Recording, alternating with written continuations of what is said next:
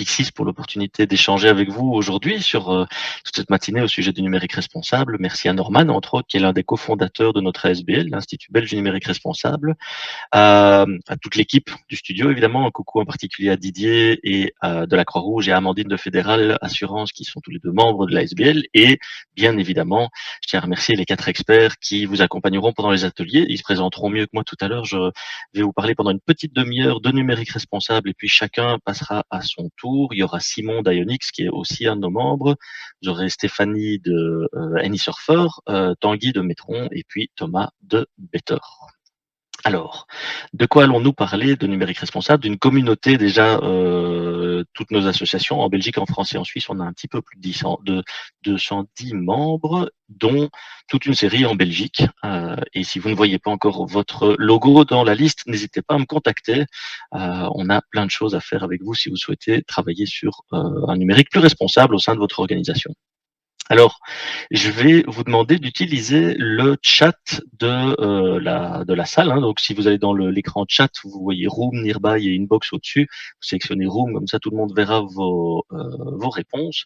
Et je vais vous demander de choisir A, B ou C. Parmi les 3 réponses suivantes, quelle est la part du numérique dans la consommation d'électricité mondiale, à votre avis? Si vous pouvez me taper rapidement un petit A, B ou C. C, B, C, B, B, B, B, B. On a, j'ai l'impression qu'il y a plus de C. Je vais vous donner les réponses. On a B, c'est 10% à peu près de la part qui est consommée par le numérique. J'en fais vite une deuxième. À votre avis, combien de kilos de matière faut-il pour fabriquer un smartphone moyen, donc de l'ordre de 120 grammes à peu près? C, B, BA, B, BA, B, B, BA. On est plutôt sur du B, j'ai l'impression. C'est 200 kilos de matière qu'il faut extraire du sol pour arriver à fabriquer un petit smartphone. Et puis une dernière, quel sera le nombre d'objets connectés à votre avis en 2025, sachant qu'on en avait 1 milliard en 2010, A, B ou C? B, C, C, B, C, C, C, C, C, B. Effectivement, c'est principalement C que je pense voir et on aura 48 milliards d'objets connectés prévus en 2025. On n'est déjà pas très loin des 40 milliards, donc potentiellement on sera même au-dessus. Le numérique, c'est toute une série d'impacts environnementaux. Vous commencez peut-être à entendre un petit peu dans les nouvelles, dans les médias, etc. On parle un petit peu plus qu'il y a 1 ou 2 ans du numérique. Et un des messages qui passe régulièrement, c'est que le numérique émet plus de gaz à effet de serre que l'aviation civile. On est carrément dans des impacts proches de l'usage de la voiture, sans compter la fabrication. Donc on est dans des choses importantes. Hein. On parle depuis longtemps de prendre moins la voiture, moins l'avion, mais on parle pas de faire attention à son numérique. Ben voilà. Il y a toute une série d'autres impacts, que ce soit la pollution liée en particulier à la fabrication, puisqu'il va falloir extraire et puis raffiner tous les métaux, etc. Et puis fabriquer nos équipements. On va consommer énormément de métaux, d'énergie, de terres rares, et à la fin de la vie de nos équipements, on va créer énormément de déchets. Il y a aussi toute une série d'impacts sociaux et sociétaux, que ce soit les conditions de vie dans les mines ou dans les conditions de travail dans les usines pour fabriquer nos équipements, tous les liens avec les usages. Hein, on va avoir des problèmes d'accessibilité, d'exclusion numérique, des problèmes d'addiction à certains types d'usages. On va avoir toute la partie accélération de la société, ubérisation de la société. Et puis en fin de vie, de nouveau, nos déchets se retrouvent sur sur des décharges et avec évidemment des conditions de vie assez horribles autour de ça. En particulier au Ghana, etc. Vous avez peut-être vu des reportages à ce sujet-là. Qu'est-ce qu'on a fait? Qu'est-ce qu'on fait pour ça? Ben, on a pris les 4 axes. On a pris le développement durable. On est parti des 3 P du développement durable: People, Planet, Prosperity, et en se demandant comment on pouvait transformer ça en action au sens IT. Alors ici, je vais vous donner nos définitions. Il y a plein de moyens d'y arriver. Parfois, vous allez entendre IT for good, vous allez entendre différents termes. Je vous donne les définitions telles que nous les avons prises. Green IT, réduire l'empreinte environnementale du numérique. On a IT for Green, c'est utiliser le numérique pour réduire notre empreinte dans d'autres domaines. Et puis on a la même chose au niveau social, ce que nous avons appelé Human IT, c'est-à-dire comment créer un numérique qui soit avec le moins d'empreintes sociales négatives possible, créer un numérique aussi éthique, accessible et inclusif que possible, et d'autre part créer des services réellement au service de l'humain grâce au numérique, des choses qui seraient impossibles, typiquement par exemple un lecteur text-to-speech qui permet à des personnes aveugles de lire un texte qui serait impossible sans ça, mais il y a plein d'autres applications. Et aujourd'hui, vous allez avoir l'accompagnement donc de Simon de Ionix pour l'atelier sur Green IT. Vous aurez Tanguy de Metron pour la partie IT for Green. Vous aurez Stéphanie de AnySurfer pour Human IT et enfin Thomas de Better pour la partie IT for Human. Ils se présenteront dans la seconde demi-heure de cette présentation. Donc à partir de 10 heures, chacun passera vous présenter de quoi il retourne.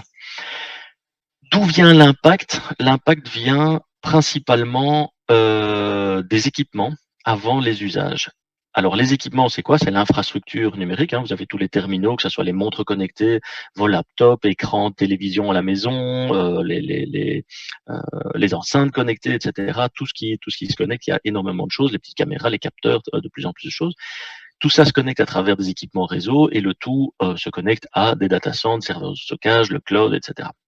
Alors, si on regarde ça, vous avez de nouveau A, B ou C, et vous voyez qu'il y a toute une série d'impacts environnementaux, énergie, consommation d'énergie, émissions de gaz à effet de serre, consommation d'eau, consommation d'électricité et consommation de ressources, en particulier des métaux. À votre avis, de nouveau, et c'est la dernière dans le chat, si je peux vous demander A, B ou C, est-ce qu'à votre avis, c'est les équipements des utilisateurs qui a le plus d'impact ou le réseau ou les centres informatiques? A, utilisateur, B, réseau et C, centre informatique. A, C, A, C, A. On a un peu de deux. Hop. C, C, C, C, B, B. Ok, je crois qu'il y a une majorité de C. Et la réponse c'est A, c'est les équipements des utilisateurs. Pourquoi? Tout bêtement, à cause de la masse d'équipements, la quantité d'équipements qu'il y a. Ça se voit dans la dernière colonne en particulier. Vous voyez que 75% de la consommation en ressources naturelles vient des équipements des utilisateurs, contre seulement 25% sur les deux catégories qui restent. Pourquoi? Tout bêtement à cause du nombre. Il y a un peu moins de 100 millions de serveurs. Entre 60 et 100 millions de serveurs dans les centres informatiques. Il y a un peu plus de 1 milliard d'équipements réseau. Et je vous le disais, on a carrément quasiment à 40 milliards d'équipements utilisateurs. Donc 100 millions, 1 milliard, 40 milliards, c'est ça qui va générer le plus d'impact, ça va être lié à cette fabrication. Et vous voyez que sur cette ligne, la consommation d'électricité est quelque part l'élément le moins important par rapport aux autres, là où pour le réseau et les centres informatiques, c'est la consommation d'électricité qui est plus importante. Pourquoi? Tout bêtement parce que le réseau et les centres informatiques, ça tourne 24 heures sur 24, alors que vos équipements, si tout va bien, votre télévision, pour l'instant, elle est, si tout va bien, éteinte. On n'est pas les seuls à dire que les équipements sont le plus gros problème et que ça vient principalement de la fabrication. On va retrouver ça, entre autres, dans la documentation des fabricants. Si vous prenez par exemple la documentation Apple sur un iPhone, ils vont vous montrer que sur le cycle complet de vie, donc dans ce cas-ci, ça va émettre 72 kg de gaz à effet de serre entre l'extraction des minerais, la fabrication, l'usage, etc. Et ce que Apple va nous dire, c'est que quasiment 80% de l'impact sur une durée de 3 ans vient de la production. Ça veut dire que lorsque vous achetez un iPhone, ou un smartphone quel qu'il soit, avant même de l'allumer pour la première fois, vous avez déjà 80% de ces émissions de gaz à effet de serre qui sont là. Qu'est-ce qu'on peut faire pour quelque part réduire ça? Ça va être d'amortir plus longtemps, ça va être de garder ces équipements le plus longtemps possible ou de leur donner une deuxième vie, une troisième vie, de façon à allonger la durée de vie et donc permettre au total de construire moins, de fabriquer moins d'équipements, réellement essayer d'amortir l'équipement. Du point de vue fabrication, qu'est-ce qu'on peut faire? Tout bêtement, acheter moins, garder plus longtemps, donner une deuxième vie. Il y a quand même des impacts au niveau des usages, évidemment. Au niveau des usages, on crée de plus en plus de données. Alors pour vous donner une petite image que je trouve assez sympa, un livre, c'est à peu près 1 mégabyte en quantité de données. Si vous regardez la Bibliothèque nationale de France, la fameuse bibliothèque François Mitterrand, il y a 14 millions d'ouvrages, ça revient à peu près à 14, donc c'est 14 millions de mégabytes, c'est 14 terabytes. Si on regarde le volume du digital en 2020, on avait 44 zettabytes, 44 milliards de terabytes, c'est à peu près 3 milliards de bibliothèques nationales de France. Et chaque jour, en 2021, on a créé l'équivalent de 180 000 bibliothèques nationales de France en quantité de données. Alors principalement, ça va être des vidéos, ça peut être des images, des choses comme ça, mais vous imaginez, ça vous donne un petit aspect physique pour montrer la quantité de données qu'on crée chaque jour. Et c'est vraiment un problème exponentiel. On a une accélération dans la quantité de données qui est créée. Si typiquement, si vous avez un petit peu suivi ce dont on parle pour les véhicules autonomes, par exemple, aujourd'hui, on en arrive à calculer que probablement, si ça produit autant de données que ce qui est prévu, on n'a pas assez de data centres juste pour stocker les données qui vont être générées par les véhicules autonomes. Et il y a plein d'autres usages qui génèrent de plus en plus de données. En particulier, je vous le disais, la vidéo. Vous voyez dans la zone orange ici tout ce qui est vidéo en ligne, que ça soit vidéo on demand comme Netflix, la pornographie, YouTube, les autres types de vidéos que vous avez en ligne. 60% de la bande passante en 2018, c'était déjà de la vidéo et ça ne fait qu'augmenter. 20% des autres types de vidéos, Zoom, Teams, caméra de sécurité, etc. Et enfin, 20% pour les autres usages comme les emails, les sites web, des transferts de données, des choses de ce style-là. Et c'est là où vous vous rendez compte que si on vous a dit qu'en effaçant vos anciens emails, vous allez sauver la planète, eh bien malheureusement, on n'y est pas du tout. C'est vraiment en travaillant d'abord sur la création de données, de nouvelles données, et en particulier sur la vidéo et la consommation de vidéos. Alors, normalement, vous représentez tous une organisation ou vous travaillez tous dans différentes organisations. Nous, ce qu'on essaye de faire au sein de l'ASBL, c'est en particulier d'aider les organisations à agir, que ce soit du public, du privé, des grandes entreprises, des petites, etc. Il y a toute une série de raisons pour lesquelles vous pouvez décider d'agir au niveau responsabilité numérique de l'entreprise. Évidemment, l'empreinte carbone, mais il y a aussi tout ce qui est, entre autres, anticiper les nouvelles réglementations, réduire vos coûts, le recrutement. C'est plus facile d'attirer des talents lorsque vous avez une politique RSE qui est vraiment active, qui n'est pas juste de la philanthropie, mais qui montre vraiment que vous essayez de faire quelque chose au niveau social globalement. Tout ce qui est inclusion, formation aussi, hein, on a de plus en plus d'obligations. Depuis le 1er janvier, vous avez plus d'obligations de former vos employés aussi. Donc, il y a toute une série de formations qu'on peut donner dans le numérique responsable. Je vous parlais de réglementation. Personnellement, à l'époque, je travaillais chez Ingenico, donc les paiements sur Internet. Ça a été racheté par Worldline, vous connaissez probablement. Mais évidemment, c'est du traitement de données personnelles en continu. Traiter des données et respecter le RGPD, c'est quelque chose d'assez compliqué. On avait la chance chez Ingenico d'être déjà très bon à ce point de vue-là. On était suivi par la CNIL en France qui en gros a émis les bases du RGPD, si je résume. Et donc quand le RGPD est devenu obligatoire pour tout le monde, ben, on avait la chance d'être assez bien préparé, beaucoup mieux que nos concurrents, ce qui nous a permis d'avoir un certain avantage concurrentiel. Et en fait, on a la même chose qui arrive avec plein d'autres réglementations au niveau environnemental, accessibilité, greenwashing, etc. Et ce qu'on essaye de faire, c'est de vous aider à vous préparer à tout ça. Entre autres, par exemple, pour l'accessibilité, il y a des obligations à partir de 2025 avec des pénalités, etc. Stéphanie vous en parlera beaucoup mieux que moi. Mais voilà, c'est parmi les choses qu'on va vous encourager à mettre en plan déjà maintenant, de façon à avancer de manière plus cool, sans devoir mettre toutes vos ressources d'un seul coup sur le numérique responsable et le faire à travers vos projets. Et ça n'est pas quelque chose que pour l'IT. Vous allez voir que ça concerne tous les métiers. Le marketing, la communication, c'est eux qui vont décider ce que vous allez mettre sur votre site web, par exemple. C'est pas l'informaticien qui décide du contenu. Il y a évidemment tout ce qui est choix de direction, de stratégie de l'entreprise, mais il y a aussi des rôles, par exemple, pour la finance qui va devoir changer potentiellement ses règles d'amortissement de vos équipements, qui va, pour la personne qui est en charge du purchasing des achats, changer sa politique d'achat, etc., etc. Il y a vraiment dans chaque domaine de l'organisation des possibilités d'agir, et en particulier auprès de chaque utilisateur, puisque chaque collègue maintenant a au moins un smartphone et pas un laptop probablement. Donc il y a des usages qu'on peut changer aussi. Et donc par rapport à ça, pour agir, on va avoir trois grandes thématiques. Tout d'abord, on va voir les équipements. Alors, je ne vais pas rentrer trop dans le détail vu qu'on a peu de temps ce matin, mais au niveau des équipements et de votre parc informatique, il y a plein de choses que vous pouvez faire au niveau de vos achats, au niveau de la maintenance des équipements, paramétrer différemment, amortir différemment et gérer la fin de vie. Entre autres, il y a des obligations, point de vue gestion des déchets électroniques et électriques, donc les fameux D3E. Il y a toute une série d'obligations et qu'il faudrait nettement mieux respecter. D'un point de vue personnel, quand même vous donner quelques hints and tips pour la maison et pour le bureau.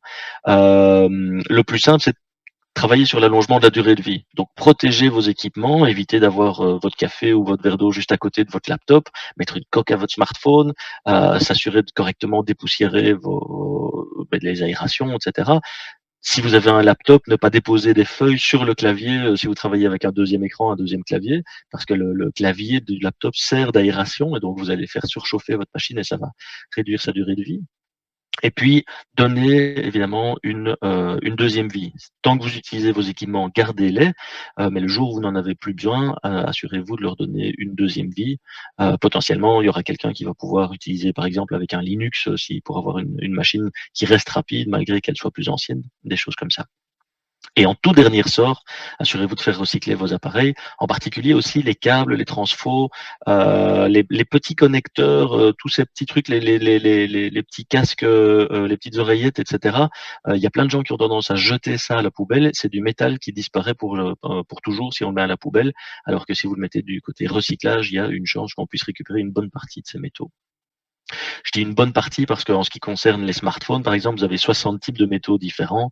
Il y en a que 17 qu'on est capable de récupérer dans ces alliages assez complexes.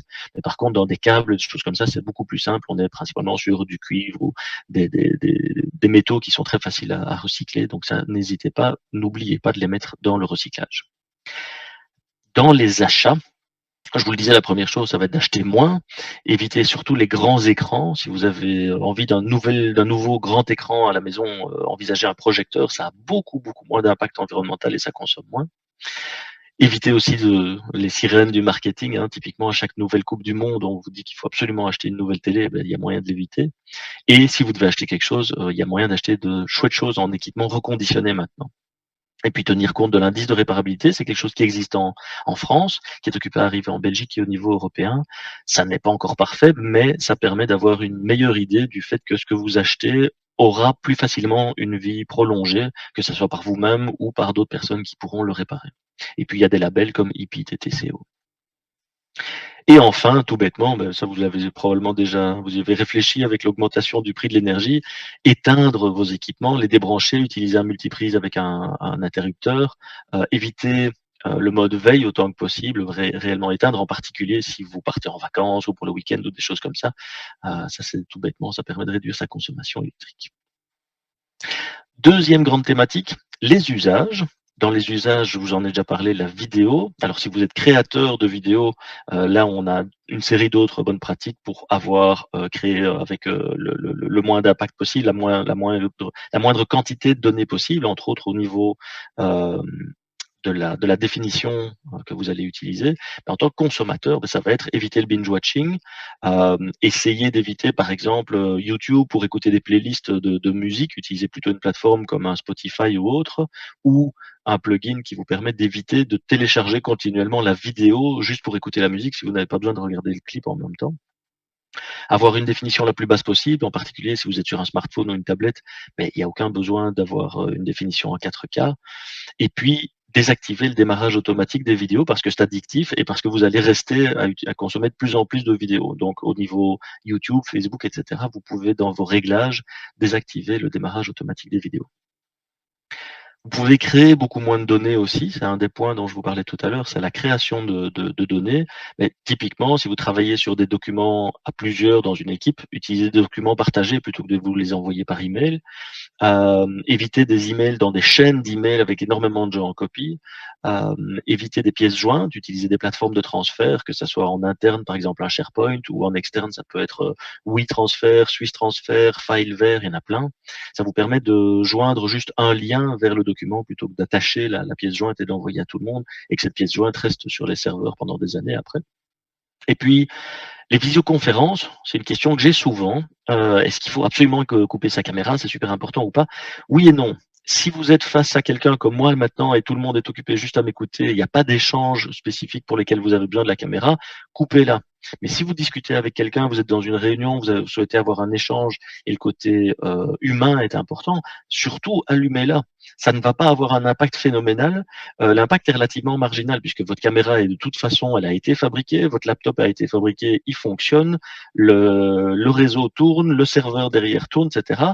Donc, que vous allumiez ou que vous éteigniez votre caméra, en réalité, il n'y a pas d'impact. Par contre, si on est 300, 500, etc., à allumer tous sa caméra en même temps, ben, on peut saturer le réseau, on peut saturer les capacités aussi au niveau des data centers. Et à ce moment-là, les fabricants et les opérateurs vont rajouter des équipements et c'est ça qui a réellement de l'impact, c'est le fait de devoir rajouter des équipements et c'est ce qu'on a eu au début du confinement, où on s'est retrouvés tous à soit devoir télétravailler, soit, une série de gens se sont mis à regarder Netflix. Il y avait plus assez de bandes passantes et on a dû rajouter pas mal de capacités. Donc voilà, ce que vous faites lorsque vous coupez votre caméra, c'est d'éviter d'arriver à ce maximum de capacité et ça retarde le fait de rajouter des équipements. Dans les petits divers, bah, il y a quand même supprimer vos applications inutiles, mais faites-le et aussi tout ce qui est données, hein, je vous parlais d'effacer vos emails, c'est très bien, mais il faut le faire en grande quantité d'un seul coup. Vous choisissez tous les emails plus vieux que 2016 ou que sais-je, ou 2020 et vous effacez tout. Si vous décidez d'avoir d'effacer les emails un à un, à ce moment-là, en fait, vous allez consommer plus que ce que vous allez gagner, malheureusement. Donc, il faut vraiment travailler en grande quantité d'un seul coup. Et puis, si vous avez le choix, utilisez la 4G, pardon, utilisez le Wi-Fi plutôt que la 4G. Le Wi-Fi consomme 3 fois moins que la 4G. Dernière grande catégorie, ça va être de travailler sur l'éco-conception de services numériques. Et vous allez en parler beaucoup avec Simon dans la partie Green IT tout à l'heure. L'éco-conception de services numériques, en fait, c'est une démarche d'éco-conception, de conception responsable, comme pour n'importe quel produit. Si vous vouliez éco-concevoir une table ou n'importe quoi, eh bien, on va faire la même chose au niveau IT. On va utiliser les mêmes principes.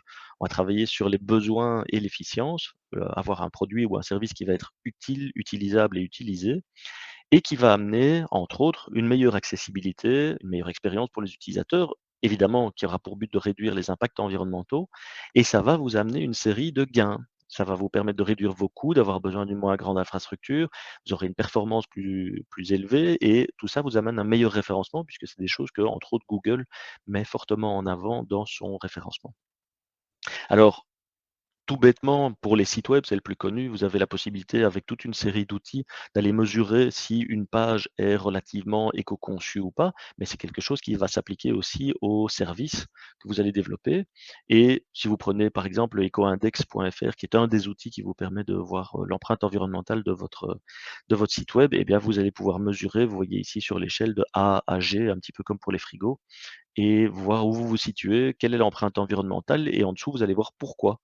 Par exemple, parce que, il y a trop de la page est trop lourde, elle est trop complexe, il y a trop de requêtes, des choses comme ça. Il y a d'autres sites web, et je vais vous montrer notre boîte à outils à la fin, qui vont vous permettre d'aller chercher les bonnes pratiques, de voir dans quelle mesure vous utilisez les bonnes pratiques ou pas, et cetera. Parmi les aspects d'éco-conception, il y a l'accessibilité. Alors, vous avez trouvé toute une série d'outils, j'en ai pris un ici au hasard, enfin pas tout à fait au hasard, mais un qui permet de mesurer certains types d'erreurs d'accessibilité pour des pages web. Vous voyez ici qu'on a par exemple 16 problèmes de contraste sur le site que je ne citerai pas de la journée agile. Et on voit que par exemple les gouvernements, les sites publics commencent à faire nettement plus attention puisqu'il y a des obligations pour ça depuis un certain temps, mais malheureusement elles sont très peu appliquées. Et on voit que, par exemple, des médias appliquent ça extrêmement mal, ne se rendent pas compte des problèmes d'accessibilité qu'ils peuvent avoir sur leur site web. Mais ceci n'est qu'un tout petit exemple. Vous aurez tout à l'heure Stéphanie Denis-Surfer qui va vous expliquer qu'en fait ces outils, enfin qui pourra vous expliquer à quel point ces outils ne permettent que de mesurer certaines choses et en réalité il faut vraiment des experts pour pouvoir certifier qu'un site est suffisamment accessible ou pas.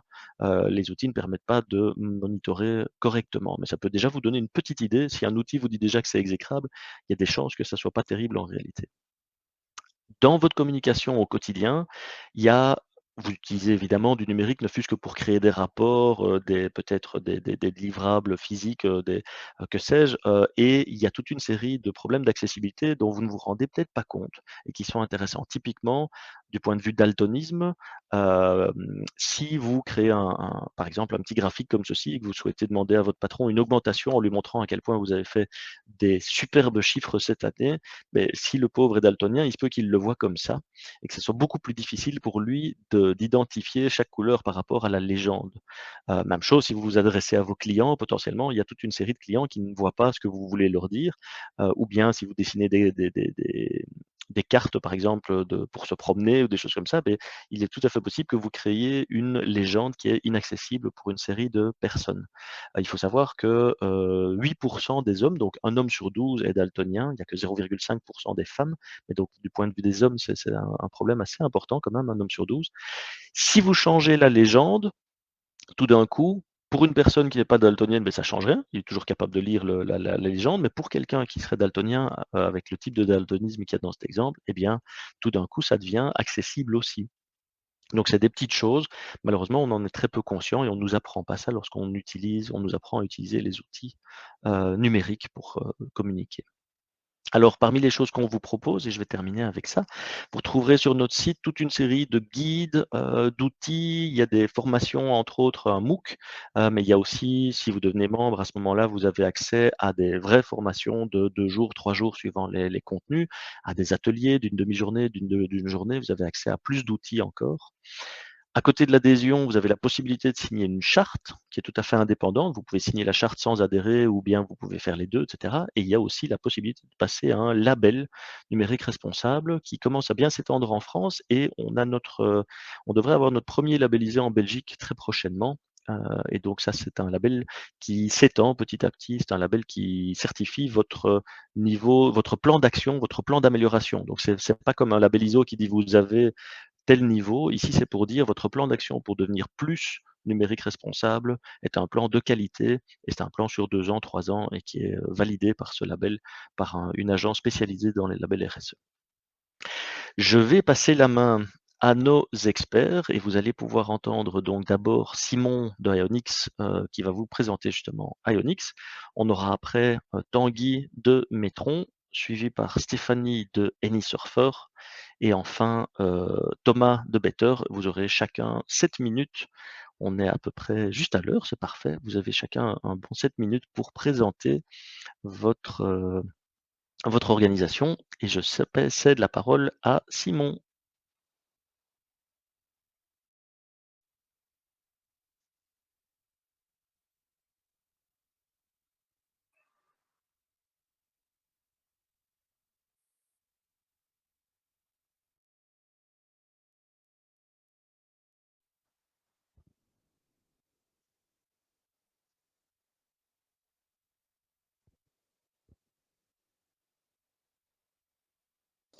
Est-ce que vous m'entendez? Oui, Peut-être. Ok, parfait. Euh, donc, je vais effectivement présenter rapidement hein, les choses qu'on fait au niveau de Ionix.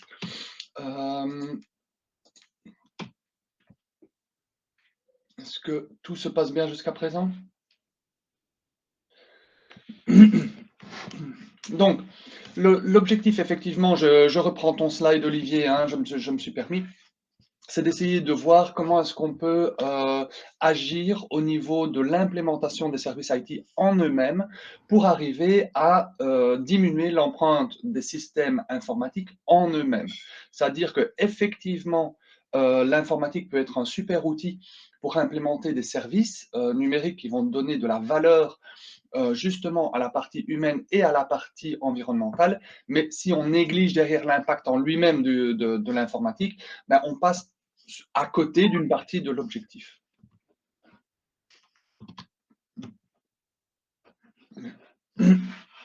Ah, ok, mode présentateur. Je vais essayer de repartager. Une petite seconde.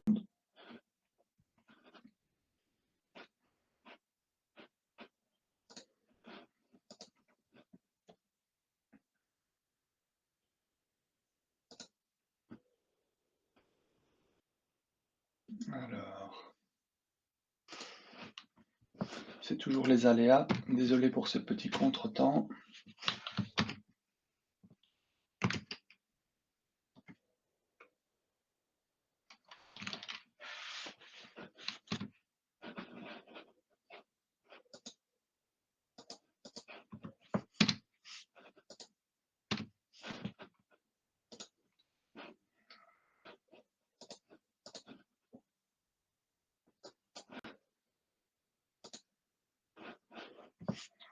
On va essayer de recommencer. Voilà, je pense que ça doit être mieux maintenant. Donc, agir au niveau de l'empreinte environnementale. Il y a évidemment 3 grandes étapes dans l'élaboration d'une stratégie au niveau du numérique responsable. La première chose, ça va être évidemment d'essayer de se renseigner, de réfléchir à quelles sont les démarches qu'on peut essayer de mettre en place. Pour ça, évidemment, la présentation qu'on a aujourd'hui est très utile pour ne serait-ce que voir ce qui existe, se renseigner, quelles sont les bonnes pratiques, quels sont les points les plus importants à essayer de mettre en place. Et évidemment, dans une deuxième partie, c'est de les planifier, d'essayer de définir quelles sont les grandes règles qu'on va pouvoir mettre en place. Malheureusement, derrière, quand on parle de Green IT, c'est-à-dire c'est l'informatique en lui-même qui doit commencer à devenir un petit peu plus responsable, c'est que ça retombe sur une responsabilité d'un certain nombre de personnes qui sont typiquement des développeurs et les personnes qui vont mettre en place ces services numériques. Et malgré toute la bonne volonté du monde, derrière, ça pose quand même des questions au niveau de la manière dont on va être capable de répondre à ces enjeux. Et donc, quand on prend effectivement un certain nombre de mesures qui sont favorables au niveau environnemental, on a une certaine satisfaction à voir que les objectifs sont remplis d'après certains outils de mesure, etc. Et donc, par exemple, ici, dans le cas des sites web, effectivement, c'est quelque chose qui est relativement simple à visualiser, c'est quelque chose qu'on voit, il y a des outils qui peuvent le quantifier. De la même manière, je veux dire, on a longtemps cru que la Terre était plate, jusqu'à ce qu'on puisse voir, ou en tout cas prouver en fait, elle n'était pas plate. De la même manière, aujourd'hui, les impacts du numérique en lui-même, on ne les voit pas et c'est assez difficile de voir les choses qu'on ne voit pas.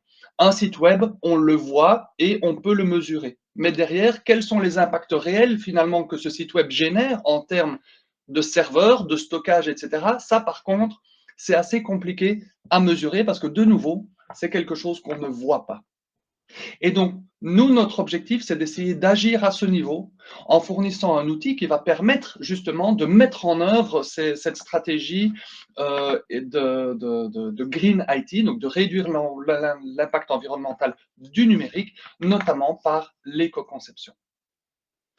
Comme Olivier le disait tout à l'heure au niveau des iPhones, en prenant la référence de 80% qui était lié à la production matérielle de l'iPhone, prenons ici ce qui se passe au niveau des data centers. Les études, notamment ici de Dell, nous expliquent que ce ratio est en fait inversé.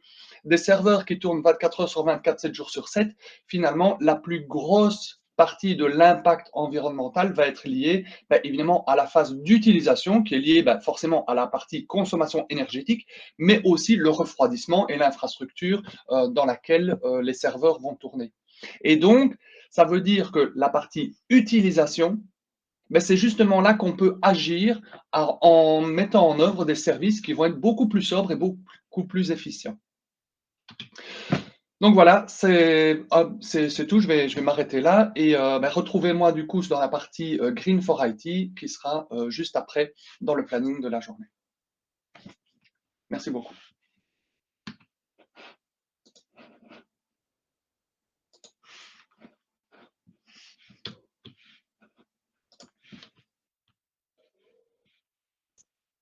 Donc, je cède la parole à Tanguy, qui doit se déplacer sur le petit micro rouge.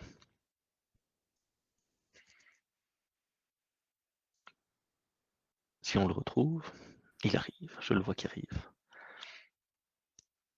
Évidemment, s'il y a des gens dans le chemin. Voilà. Est-ce que vous m'entendez? Oui. Oui, ok, nickel, sorry. Parfait. Et vous ne voyez pas encore mon écran, mais ça devrait arriver. Non, c'est pas là. Tac, tac, tac. Hop, tout l'écran. Bon. Ce qui est bien, c'est qu'on est un peu en avance, donc pas de stress. Cool. Là, vous devriez avoir mon écran. Les yeux. Oui. Oui, ok, parfait. Voilà, bonjour à tous et à toutes, pardon, et tous. Mon nom est Tanguy Detros. J'ai fondé en 2002 une société basée à Louvain-la-Neuve qui s'est spécialisée dans le développement logiciel pour la performance, pour suivre la performance et améliorer la performance énergétique de bâtiments.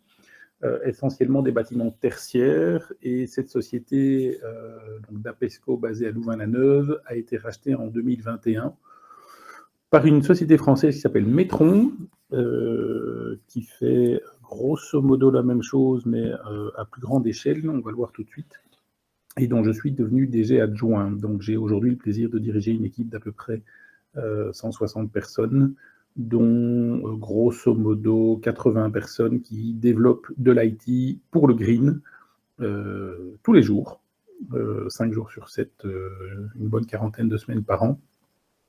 Et pardon, notre métier, c'est quoi pour faire simple? C'est aider en tout cas les entreprises à se décarboner. Alors c'est très très vaste. Décarboner, ça peut être faire moins de transport, ça peut être publier moins de vidéos, Olivier vient de nous le rappeler.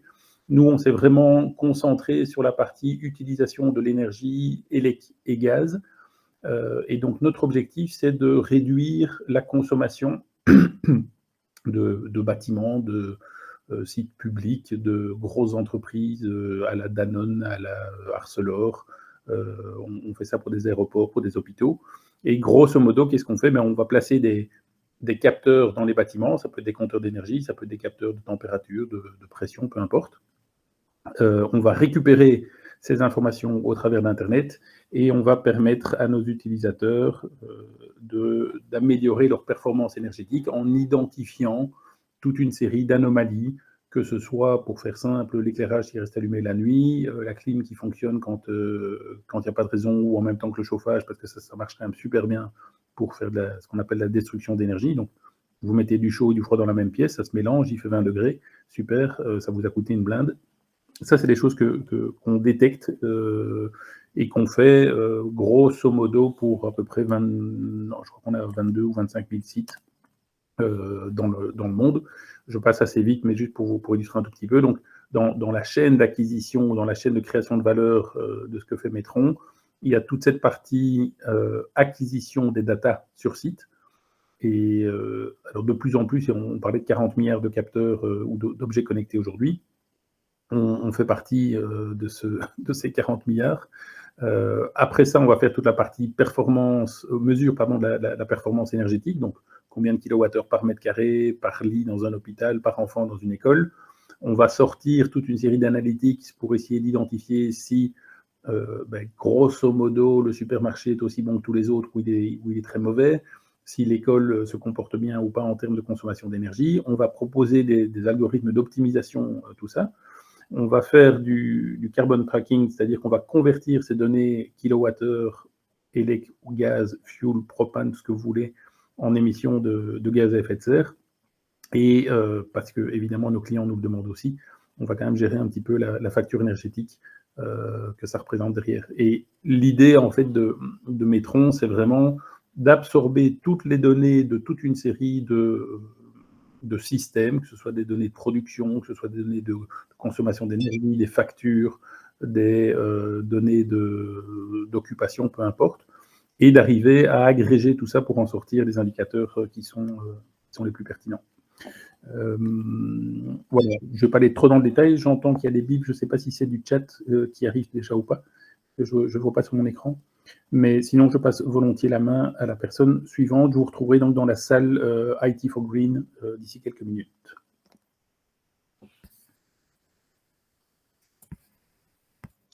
Merci Tanguy. On va passer la parole à Stéphanie de Ennis-sur-Fort. Bonjour tout le monde, je ne sais pas si on m'entend. Mais oui. Super. Alors je vais tenter de partager mon écran.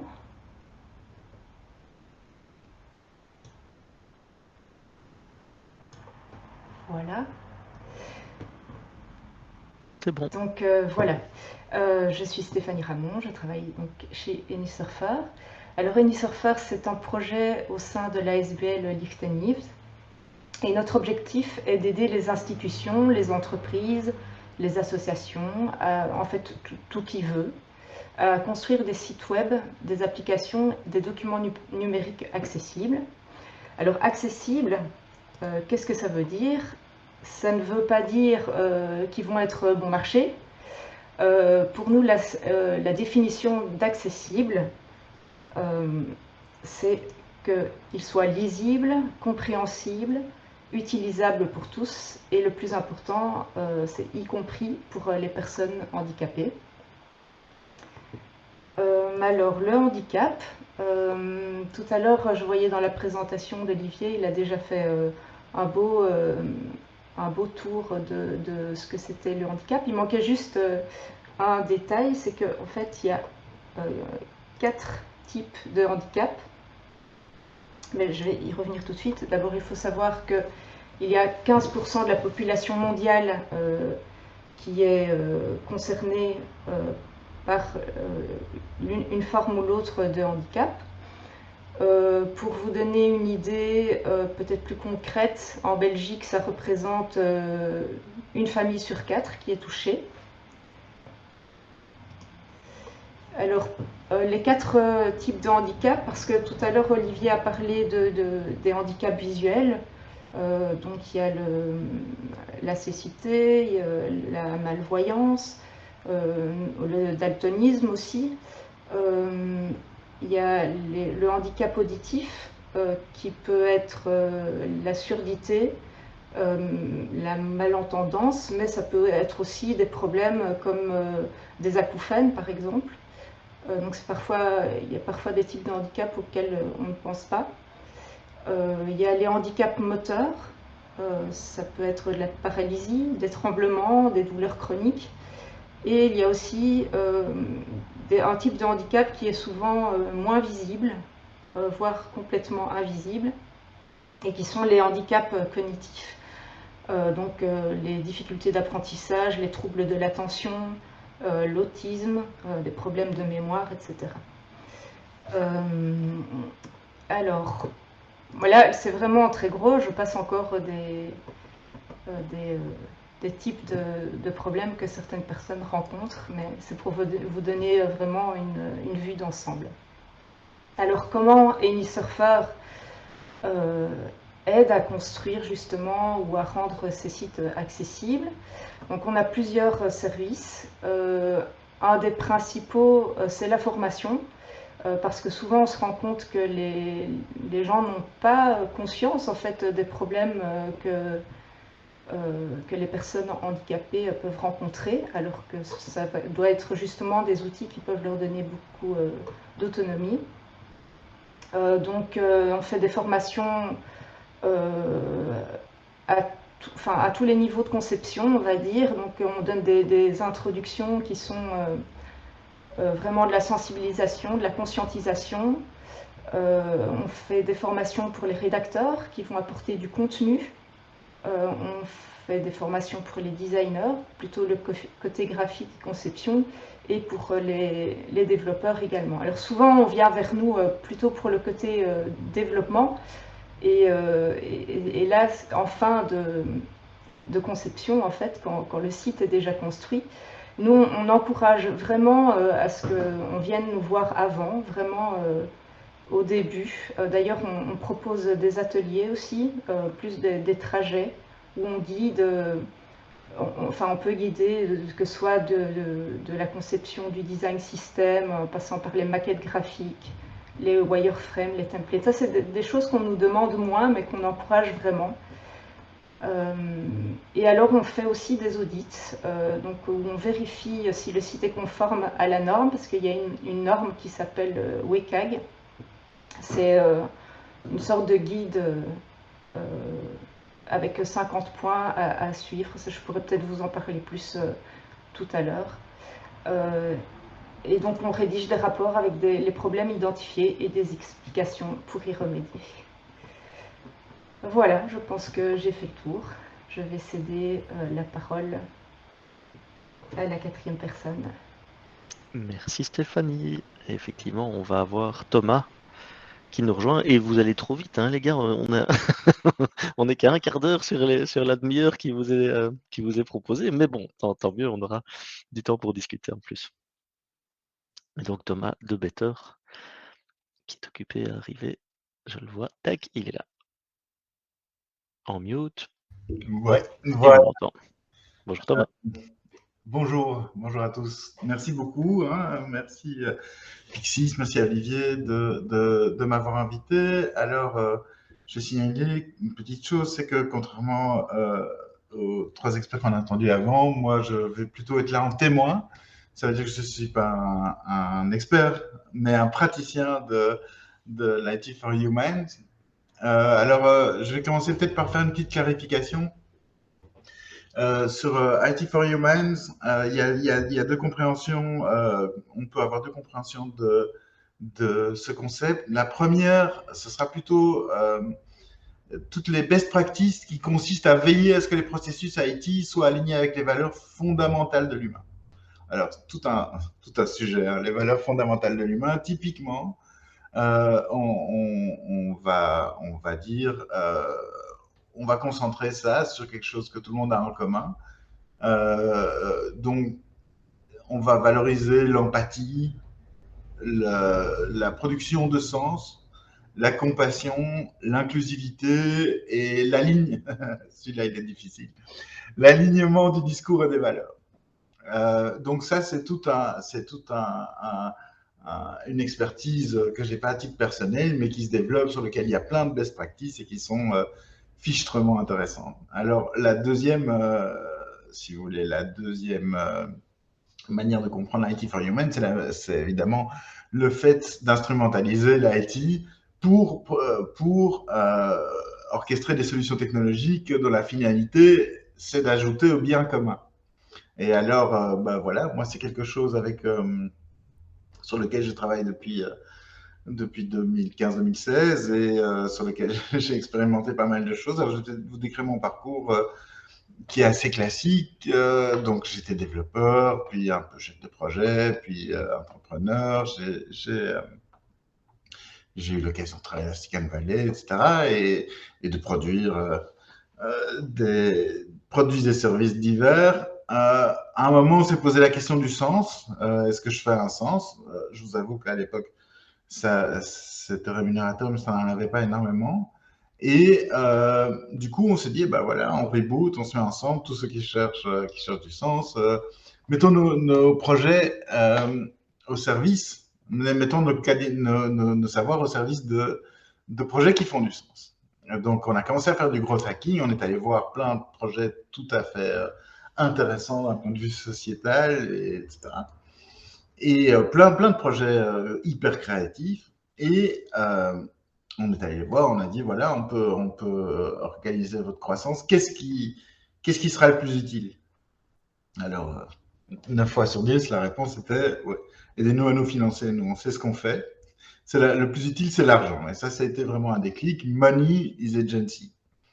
Et donc, on a créé Resenshine, qui est une société de fundraising qui, en 2019, on a créé, qui à ce jour a levé environ 5-6 millions en peer-to-peer au profit d'associations incroyables. Et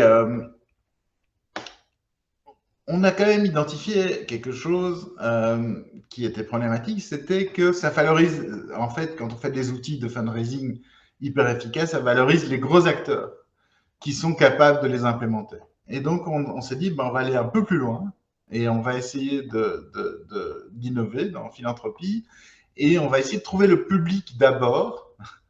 Il y a quelque chose à faire à ce niveau-là. Et alors, du coup, avec Marie Loger, que je représente aujourd'hui, qui d'habitude présente ça beaucoup mieux que moi, on s'est dit, voilà, on va créer Better. Et c'est quoi Better? Better, c'est un abonnement philanthropique. Donc, c'est très facile. Je choisis de donner 5, 10, 20 euros par mois. Je choisis les thématiques sur lesquelles je veux être actif. Je m'inscris en 2 minutes. Et tous les mois, on vous envoie une vidéo de 2 minutes pour présenter l'association à laquelle vos fonds vont être alloués et vous valider ou non à la fin. Et donc voilà, ça c'est un service, on va dire B2C, et on fait la même chose en entreprise, c'est-à-dire qu'on met en place un programme B2B qui sera une espèce de plugin CSR qui permettra à des entreprises qui n'ont pas vraiment le temps de s'intéresser ou de créer en interne une politique sociale et environnementale responsable, de responsabilité sociale et environnementale, de le faire en un clic et surtout de donner la main à leurs employés pour qu'eux-mêmes choisissent les priorités et les projets qui doivent être financés. Notre objectif par là, c'est de lever 1 million d'euros par mois pour la philanthropie émergente et des projets d'entrepreneuriat social qui sont super créatifs d'ici à 2025. Alors évidemment, une spécificité qu'on s'est donnée, c'est Eat Your Own Dog Food. Donc si on prétend valoriser des projets qui ont un impact social et environnemental positif, on doit l'être nous-mêmes. Et donc on a travaillé énormément en interne sur notre responsabilité numérique.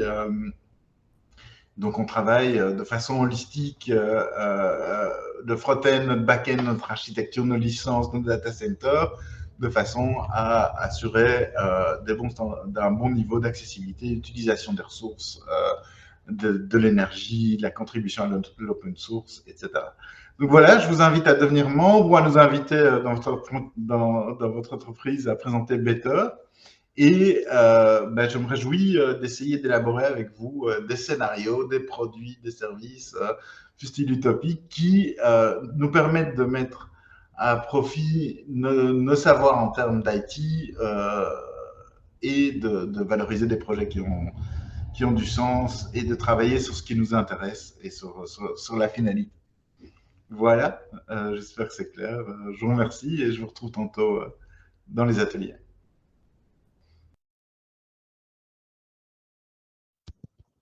Merci Thomas. Voilà, on a eu quatre orateurs qui vous ont un petit peu présenté ce qu'ils faisaient. Simon l'a peut-être un petit peu moins, il est allé plus sur le contenu technique que vous pourriez réaliser vous-même. Il a un petit peu moins présenté la partie service que Ionix pourrait vous offrir aussi. Il y a toute une série de services.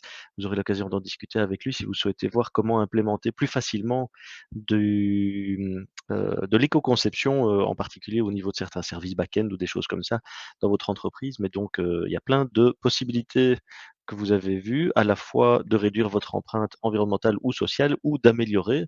Le but des discussions qui va suivre dans chaque atelier va être de vous permettre de réfléchir soit à comment vous pourriez effectivement avoir cet impact au sein de votre entreprise, soit comment développer potentiellement de nouveaux services qui vous permettraient d'accompagner d'autres entreprises ou de créer des services vers d'autres entreprises ou des particuliers, etc., que ça soit d'un point de vue environnemental ou d'un point de vue social. J'espère que les premières informations que vous avez reçues sont déjà inspirantes et puis surtout que les discussions que vous aurez juste après le seront encore plus.